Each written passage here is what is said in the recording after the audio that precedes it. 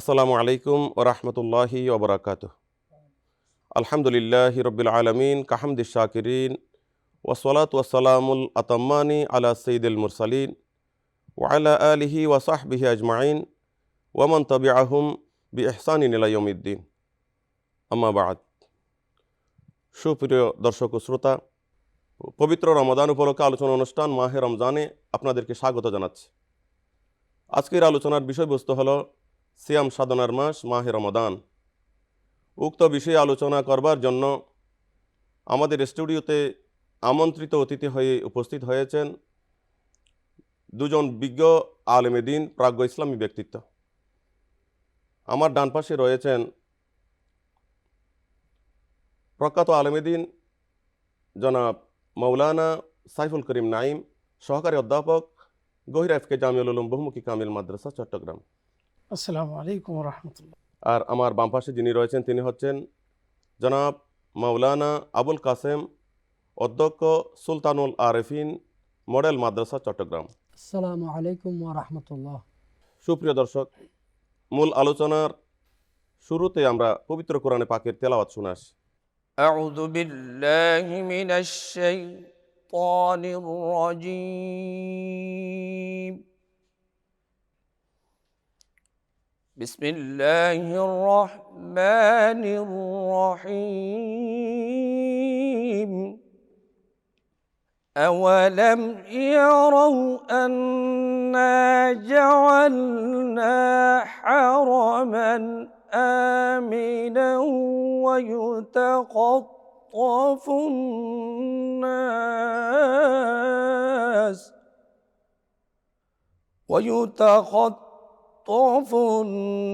الناس من حولهم أفبالباطل يؤمنون وبنعمة الله يكفرون ومن أظلم ممن افترى على الله كذبا أو كذب بالحق لما جاء أليس في جهنم مثوى للكافرين والذين جاهدوا فينا لنهدينهم سبلنا وإن الله لمع المحسنين صدق الله العظيم وصدق رسوله النبي الحبيب الكريم। আলহামদুলিল্লাহ, অত্যন্ত সুললিত কণ্ঠে আমরা কোরআনে হাকিমের তেলাওয়াত শুনলাম। মুহতারাম, আমরা জানি ইংরেজি ও বাংলা বর্ষপঞ্জির মতো আরবি বর্ষপঞ্জিতেও মাসের সংখ্যা 12টি। এ প্রসঙ্গে সূরা তাওবার 36 নম্বর আয়াত আল্লাহ পাক ইরশাদ করেন, ইন্না ইদ্দাতাশ শুহুরি ইনদাল্লাহি ইসনা আশারা শাহরান ফি কিতাবিল্লাহ। 12 মাস হচ্ছে মুহররম, সফর, রবিউল আউয়াল, রবিউল আখির, জুমাদাল উলা, জুমাদাল উখরা, রজব, শাবান, রমাদান, শাওয়াল, জুলকাদা, জুলহিজ্জা। এই 12 মাসের নবম মাস হচ্ছে পবিত্র মাহে রমাদান, যে মাসকে সৈয়দুশ শুহুর বলা হয়। আপনি দর্শক শ্রোতাদের উদ্দেশ্যে বলবেন, এই পবিত্র মাহে রমাদান শরীফের বিশেষত্ব কি? মাহে রমাদান এটি আপনি ইতিমধ্যে বলেছেন নবম মাস হিজরি বর্ষের। এই মাসটিকে আল্লাহ তাবারাকা ওয়া তাআলা এমন বিশেষ কিছু বিশেষত্ব দান করেছেন, অনন্য কিছু বিশেষত্ব দান করেছেন, যে বিশেষত্ব অন্য কোনো মাসকে দেয়া হয়নি। সেখান থেকে আমি যদি কোরআনের আলোকে আপনাকে বলতে চাই যে কোরআনে কারিমে একটি মাত্র মাসের নাম আছে, সেটা হচ্ছে রমাদান, শাহরু রমাদান। তাহলে একমাত্র যে মাসের নাম কোরআনে উল্লেখ আছে সেটা হচ্ছে শাহরু রমাদান। দ্বিতীয়ত আল্লাহ তাবারাকা ওয়া তাআলা এই মাসটাকে পরিচয় দিচ্ছেন আল্লাযী উনজিলা ফিহিল কোরআন দিয়ে, যে মুহাম্মদ রাসূলুল্লাহ সাল্লাল্লাহু আলাইহি ওয়াসাল্লামা তিনি হচ্ছেন সৃষ্টি জগতের শ্রেষ্ঠতম নবী এবং রসুল। তার শ্রেষ্ঠতম মর্যাদা হচ্ছে কোরআন, আর এই কোরআনের মাস হচ্ছে মাহে রমাদান। এটি তার অনন্য বৈশিষ্ট্য। এরপর যদি আমরা একটু লক্ষ্য করি, এই সময়টাকে আল্লাহ তাআলা আরেকটা গুরুত্বপূর্ণ বিশেষত্ব দিয়েছেন, সেটা হচ্ছে এই মাসকে আল্লাহ তাআলা তাকওয়া অর্জনের মৌসুম হিসেবে আখ্যায়িত করেছেন। আল্লাহ তাবারাকা ওয়া তাআলা বলছেন লাআল্লাকুম তাত্তাকুন। এভাবে আমরা আরও অনেকগুলো পয়েন্ট কোরআনে কারীম থেকে আনতে পারি। কোরআনে কারীমে আল্লাহ তাবারাকা ওয়া তাআলা আমাদেরকে একটি বিশেষ রজনীর সুসংবাদ দিয়েছেন। ইন্না আনজালনাহু ফি লাইলাতিল কদর ওয়া মা আদরাকা মা লাইলাতুল কদর লাইলাতুল কদরি খায়রুম মিন আলফি শাহর। হাজার মাসের চেয়ে উত্তম শ্রেষ্ঠতম যেই মাস, সেই মাস হচ্ছে মাহে রমাদান। সেই মাহে রমাদানের সেই রাত হচ্ছে লাইলাতুল কদর। সেই লাইলাতুল কদরটা যে মাসে আল্লাহ তাআলা রেখেছেন বলে সবচেয়ে বেশি সম্ভাব্য আল্লাহর হাবিবের জবানিতে জানা যায়, সেটা হচ্ছে মাহে রমাদান। তো এই ছিল কোরআনের আলোকে এই মাসের বিশেষত্ব। এবার আমরা যদি হাদিসে নববীতে যাই, আমরা দেখি আল্লাহর হাবিব সাল্লাল্লাহু তাআলা আলাইহি ওয়াসাল্লাম এই মাসের বিশেষত্বের ব্যাপারে এভাবে বলছেন যে শাহরু রমাদান এটা এমন এক মাস, তুফতাহু ফিহি আবওয়াবুস সামা ওয়া ফি রাওয়ায়াতিন তুফতাহু ফিহি আবওয়াবুল জান্নাহ। যা এটা এমন এক বৈশিষ্ট্যপূর্ণ মাস, যে মাসের বিশেষ বৈশিষ্ট্য হচ্ছে জান্নাতের দরজাসমূহ মুক্ত হয়ে যায়। ওয়াগুল্লিকাত আবওয়াবু জাহান্নাম, জাহান্নামের দরজাগুলো বন্ধ করে দেওয়া হয়। ওয়া সুফিদাতি শায়াতিন, শয়তানকে জিনজিরাবদ্ধ করা হয়। এভাবে এই মাসকে রহমত, মাগফিরাত, নাজাতের জন্য আল্লাহ হাবিব সাল্লাল্লাহু তাআলা আলাইহি ওয়াসাল্লামা বিশেষ একটি মাস হিসেবে, মৌসুম হিসেবে তিনি আখ্যায়িত করেছেন।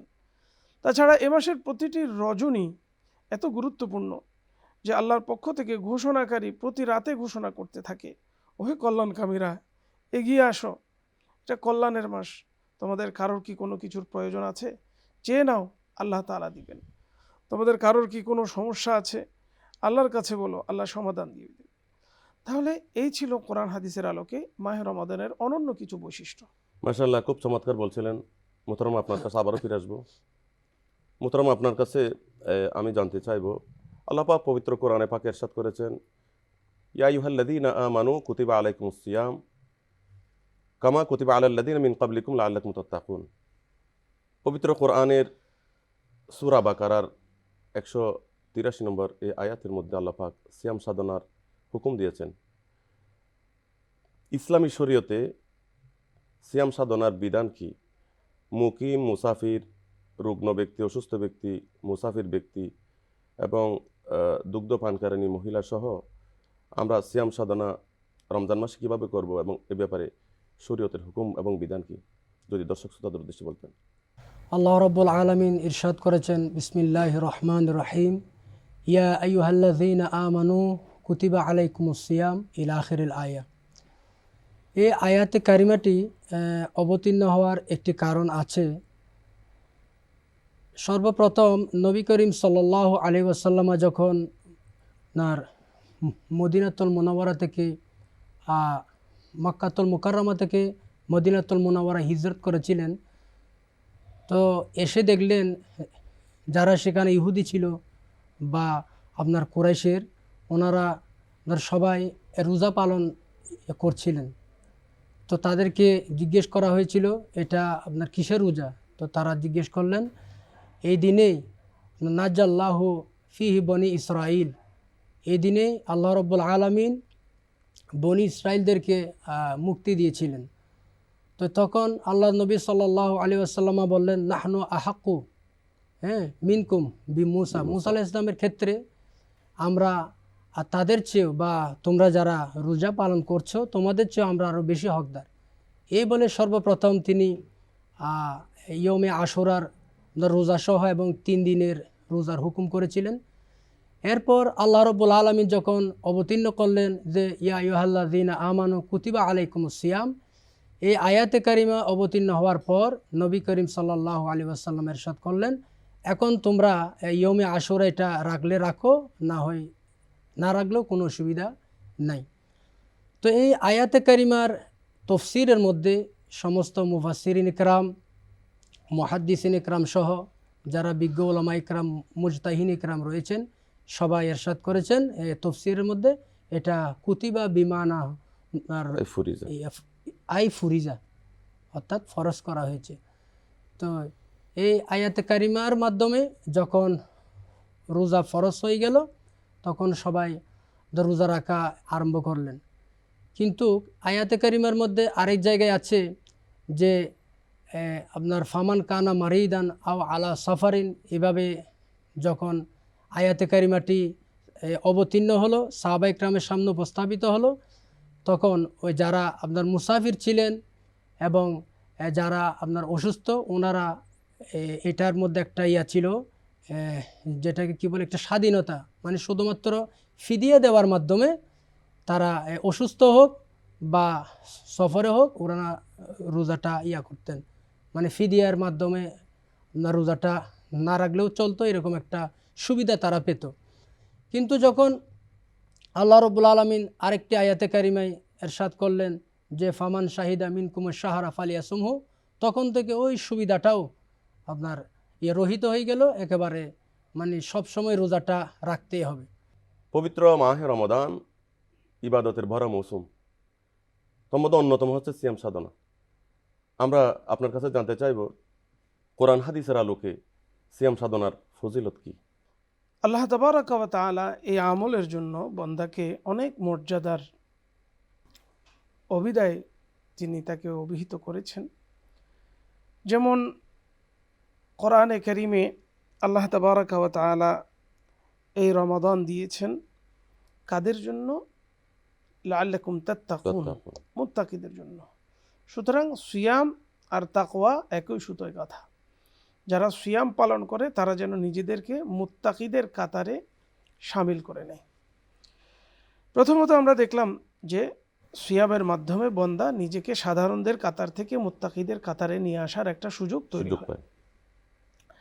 দ্বিতীয়ত এই সিয়াম বন্দার জীবনে এত গুরুত্বপূর্ণ যে আল্লাহ তাবারাকা ওয়া তাআলা বন্দাকে এতটা ভালোবাসেন, এতটা ভালোবেসে ফেলেন যখন বন্দা সিয়াম সাধনা করে, যে দুজন ভালোবাসার মানুষের মধ্যে খারাপ জিনিস যেগুলো থাকে সেগুলো ভালোবাসাটা যখন গাঢ় হয়ে যায় খারাপটা আর খারাপ থাকে না। একইভাবে রোজাদার বন্দা রোজা রেখে তার মুখে একটা দুর্গন্ধ তৈরি হয়। আল্লাহ তাআলা এই রোজাদারকে এতটা ভালোবাসেন, রোজাদারের সাথে আল্লাহর বন্ধন, আল্লাহর সম্পর্কটা এতটা মজবুত হয়ে যায় যে আল্লাহ তাবারাকা ওয়া তাআলা তার হাবিবের জবানের মাধ্যমে আমাদেরকে জানানো দিচ্ছেন যে লা খালুফু ফামিস সায়মি আতয়াবু ইনদাল্লাহি মিন রিহিল মিস্ক, অর্থাৎ বন্দার মুখের দুর্গন্ধটা আল্লাহর কাছে মিশকু আম্বারের চাইতেও উত্তম মনে হয়। সুবহানাল্লাহ।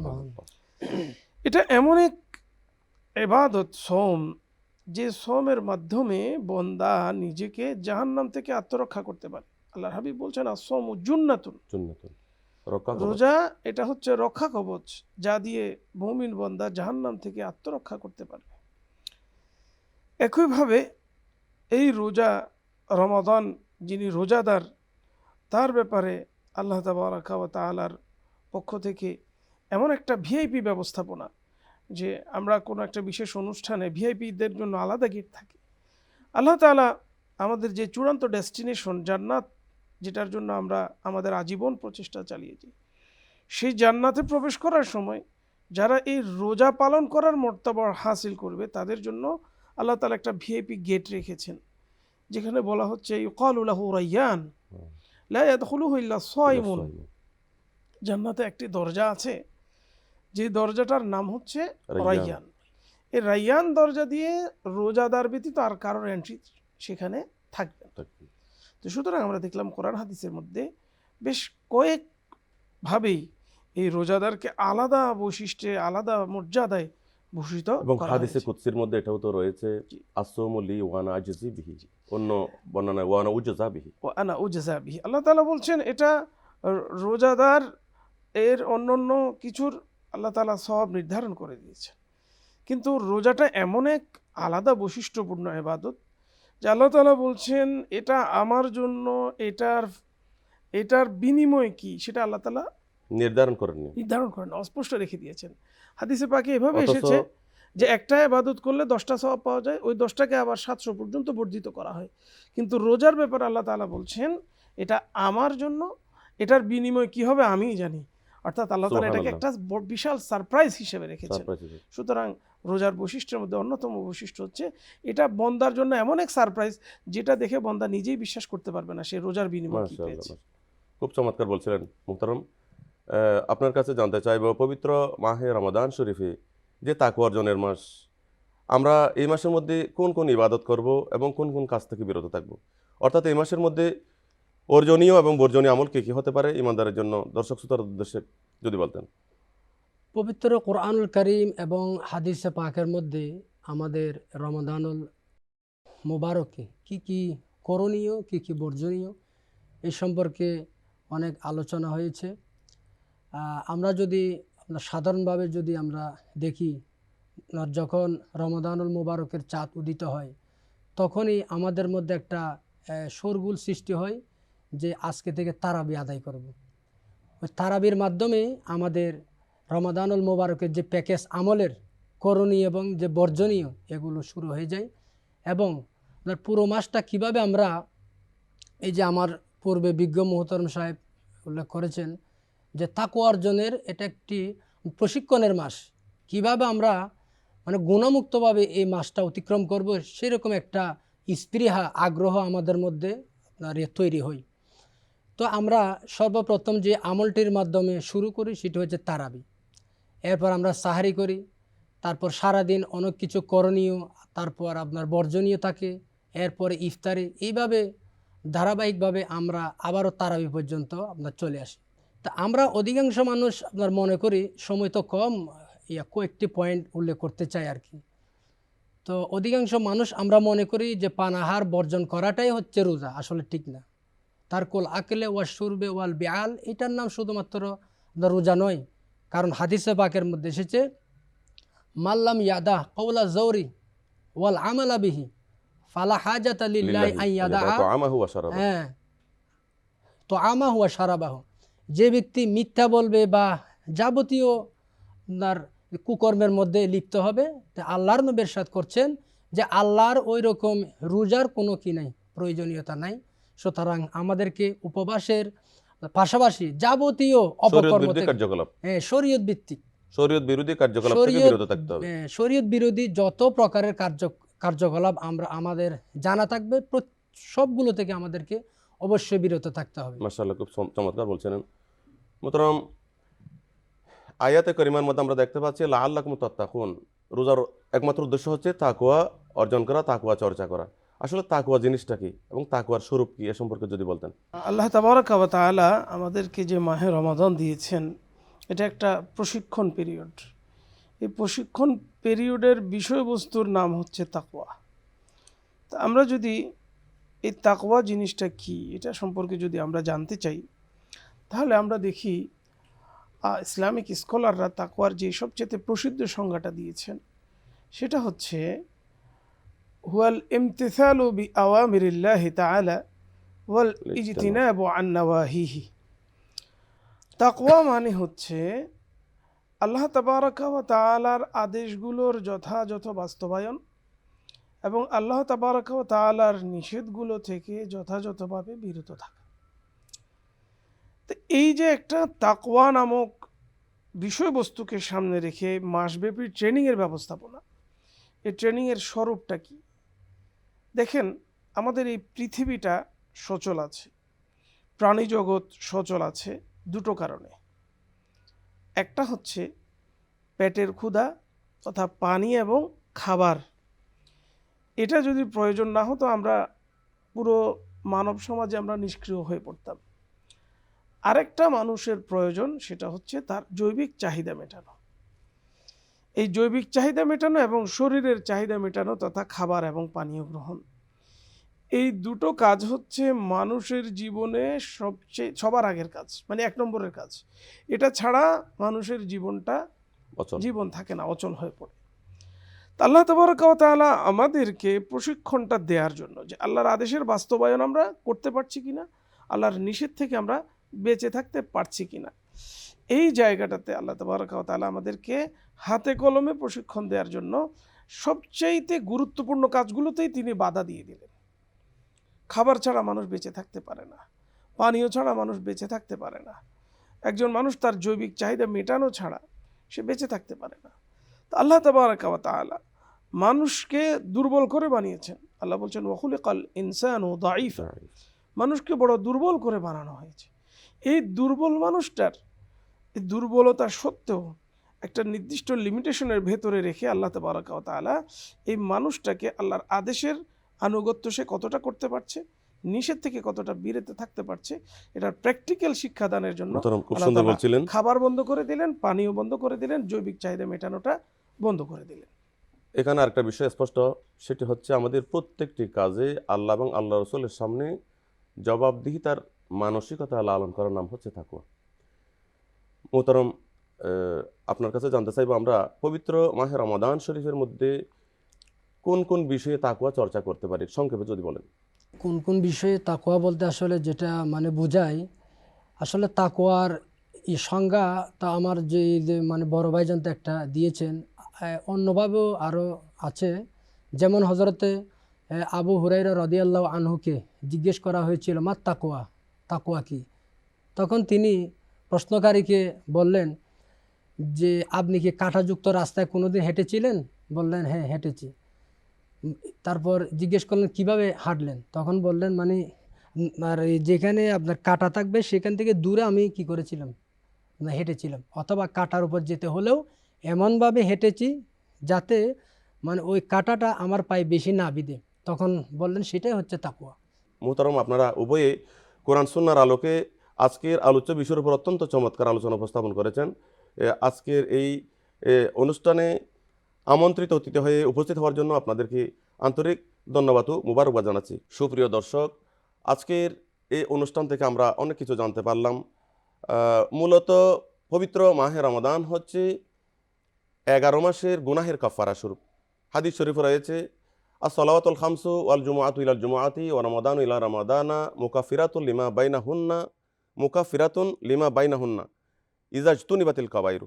মানে রমাদান ইলা রমাদান, এক রমদান থেকে অন্য রমদান পর্যন্ত মধ্যবর্তী সময়ে সংগঠিত গুনাহের কাফারা। সুতরাং আমরা আজকের এই অনুষ্ঠান থেকে জানতে পারলাম সিয়াম সাধনা বিধান সম্পর্কে, মাহে রমাদানের বিশেষত্ব সম্পর্কে, মাহে রমাদানে করণীয় বর্জনীয় সম্পর্কে, এবং তাকওয়া কি, তাকওয়ার স্বরূপ, এবং কোন কোন বিষয়ে আমরা তাকওয়া চর্চা করতে পারি, এই সমস্ত বিষয়ে আমরা অত্যন্ত চমৎকারভাবে আমরা আলোচনা শুনেছি। সুপ্রিয় দর্শক, আসলে মাহে রমাদান শুধু আমলের মাস নয়, শুধু আমলের বিষয় নয়, বরং আমি মনে করি মাহে রমাদান হচ্ছে একটি দর্শন, যেই বিষয়ের উপরে এমপিএল পিএইচডি করা যায়, সেরকম একটি বিষয়। আল্লাহ পাক রব্বুল আলামিন মেহেরবানি করে আমাদেরকে পবিত্র মাহে রমাদান শরীফ দান করেছেন আমাদের গুনাহ মাফের জন্য, ইবাদত বন্দগি তওবা ইস্তেগফারের মাধ্যমে আল্লাহর কাছে গুনাহ মাফ চাওয়ার জন্য। এই সুবর্ণ সুযোগ কাজে লাগিয়ে আল্লাহ যেন আমাদেরকে এই পবিত্র মাহে রমাদানের ইজ্জত, হুরমত এবং আবরু রক্ষা করার তৌফিক দান করেন। আল্লাহ পাক সবাইকে সেই তৌফিক নসিব করুন, এবং আগামী যে কোনো অনুষ্ঠানে আপনাদের সাথে ইনশাআল্লাহ আবারও দেখা হবে সে প্রত্যাশায় আজকের মতো এখানে শেষ করছি। ওয়া আখিরু দাওয়ানা আনিল হামদুলিল্লাহি রাব্বিল আলামিন। আসসালামু আলাইকুম ওয়া রাহমাতুল্লাহি ওয়া বারাকাতুহু।